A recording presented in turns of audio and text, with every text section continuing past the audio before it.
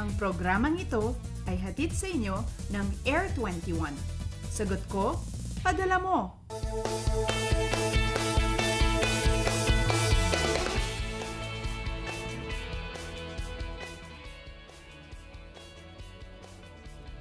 Magandang umaga mga kababayan. 5 o'clock ng umaga ayon sa Philippine Standard Time at kayo ay nanonood ng Panahon TV at kayo ay nanonood dito sa Panahon TV.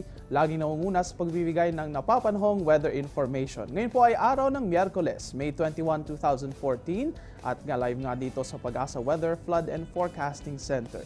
Kayo po ay nanonood dito sa Panahon TV at kayo ay mapapanood nyo rin po kami sa www.ptv.ph. Para po sagutin ang ilang katanungan ngayong umagang ito at para ipaliwanag rin ng ating ulat panahon, atin pong makasama si Pag-asa Weather Forecaster Jory Lois ngayong umaga. Magandang umaga sa inyo, sir. Magandang umaga, Earl. Magandang umaga, Pilipinas. Ginoong Lois, simulan po natin ang katanungan sa unang-una nga ay mainit rin na usapan ang El Nino at ang updates tungkol dito. At isa nga sa mga magiging epekto nito ay ang tagtuyot o ang drought dito sa ating bansa. Ano po bang mga lugar dito sa Pilipinas ang tinitignan natin ang posibleng magkaroon ng tagtuyot ngayong mga darating na buwan? Okay, epekto nga nitong El Nino, lalo na dito sa Southeast Asia, yung tinatawag nating tagtuyot o pagkulang ng rainfall doon sa specific na lugar. At kung titingnan nga natin dito sa ating rainfall forecast, at yung kulay asul po na nakikita natin ay ibig sabihin mahigit sa 20% yung iuulan kaysa doon sa normal. At kung titingnan naman natin yung kulay green, yan po yung normal na mga pagulan. At kung titingnan natin yung kulay dilaw, yan po yung pagbawas ng rainfall amount ng 20 hanggang 60%.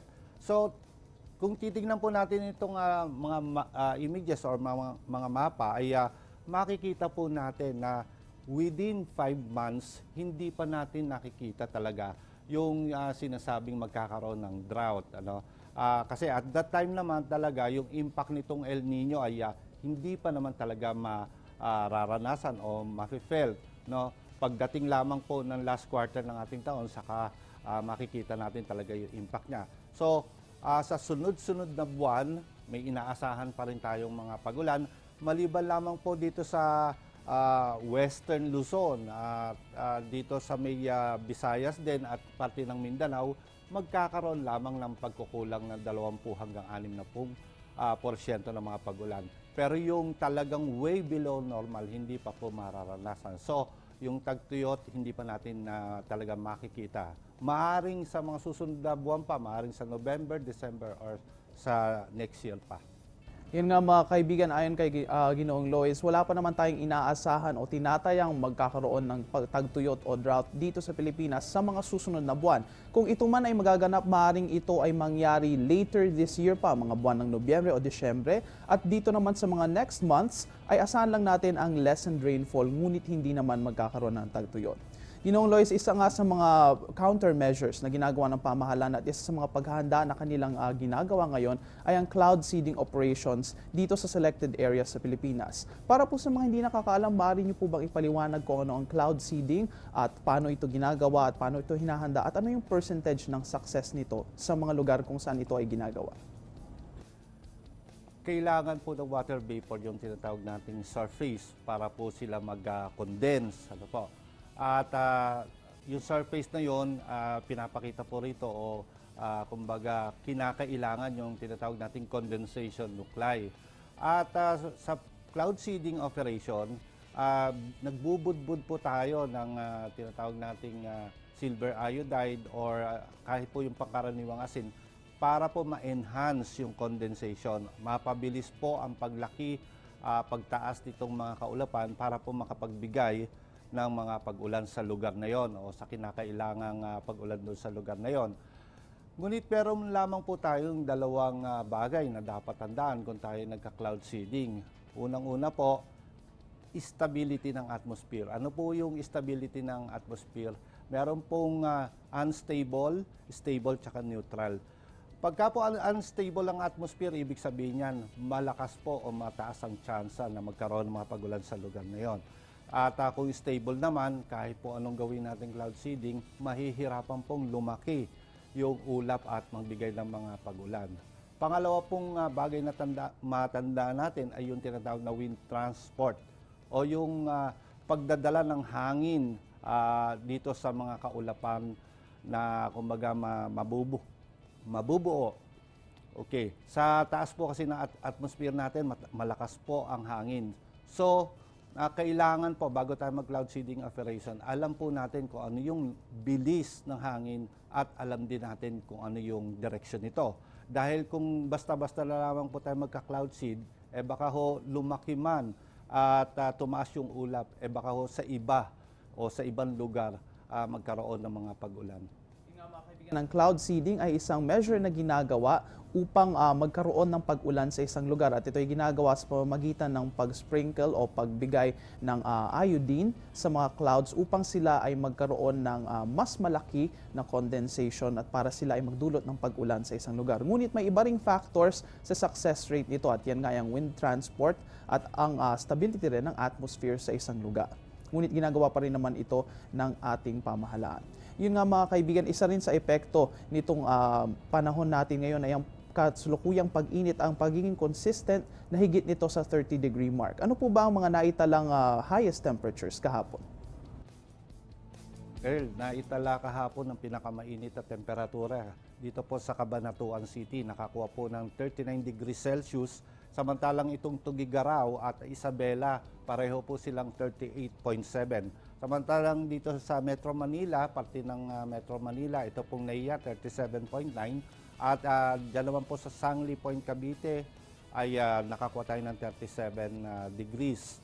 Dito po sa Science Garden, 36.5.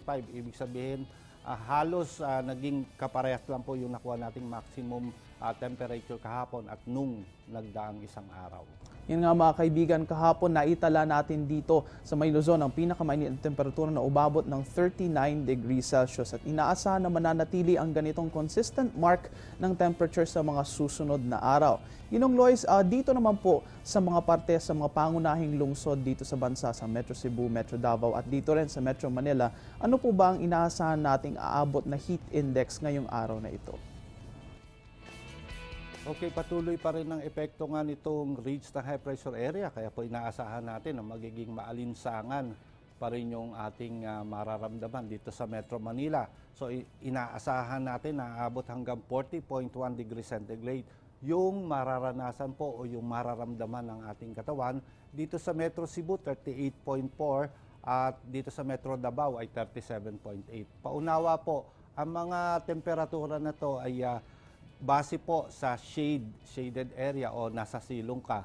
Kung ikaw po ay magbibilad sa araw ng matagal, ay mas mataas pa pong temperatura yung mararanasan po ng ating katawan. Yun nga mga kaibigan, nananatili pa rin tayo na nasa extreme caution levels dito sa mga pangunahing lungsod sa Pilipinas. At dahil nga dyan ay pinapayuhan pa rin na tayo ay sumilong na lamang at uminom ng maraming tubig dahil maaari tayong magka-heat stroke at heat cramps kapag tayo ay continuous na na-expose sa init at sa bilad ng sikat ng araw.